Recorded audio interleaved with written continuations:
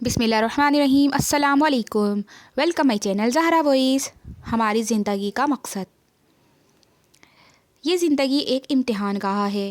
اس میں اللہ رب العالمین انسان کو آزمانا چاہتا ہے کہ کون وہ لوگ ہیں جو اس زندگی کے مقصد کو سمجھ کر اس پر عمل پیرا ہوتے ہیں، اور کون بے مقصدیت کا شکار ہو کر اپنے خالق و مالک سے غافل ہو جاتے ہیں۔ دنیا کی اس زندگی کی کامیابی اس چیز میں مضمر ہے کہ ہم اسے اپنے خالق اور پروردگار کی عبادت میں بسر کر کے دنیا اور آخرت دونوں میں سرخرو ہوں، اس لیے کہ ہمارا مقصد حیات ہی یہی ہے، جیسا کہ قرآن مجید میں ارشاد باری تعالیٰ ہے کہ ہم نے جنوں اور انسانوں کو پیدا ہی محض اپنی عبادت کے لیے کیا ہے۔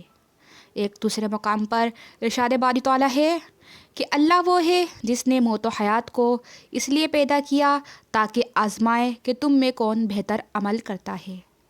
ان آیات کریمہ کی روشنی میں انسان کا مقصد تخلیق یہی ہے کہ انسان اس فانی دنیا میں اچھے اعمال کے پھولوں سے اپنے دامن کو لبریز کر لے، تاکہ کل رب کے دربار میں حاضر ہو تو اس کا رب اسے مقصد میں کامیابی حاصل کرنے اور امتحان میں کامیاب ہونے پر ہمیشہ کی زندگی کو جنت کی نعمتوں سے سرفراز کر دے۔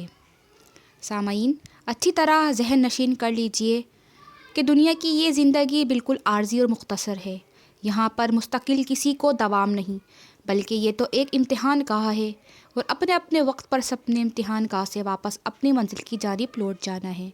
کامیاب وہ ٹھہرے گا جو اس امتحان گاہ سے اصل مقصد کو سامنے رکھتے ہوئے بہتر اعمال کے ساتھ رخصت ہوگا، اور ناکام وہ ہوگا جس نے مقصد حیات کو فراموش کر کے اپنے نفس کی غلامی کو اختیار کیے رکھا ہے۔ آخر میں اس بات کے ساتھ اجازت کہ ہم نے یہ سوچنا ہے کہ کیا ہم کہیں اپنے مقصد حیات سے غافل تو نہیں ہو گئے۔ شکریہ۔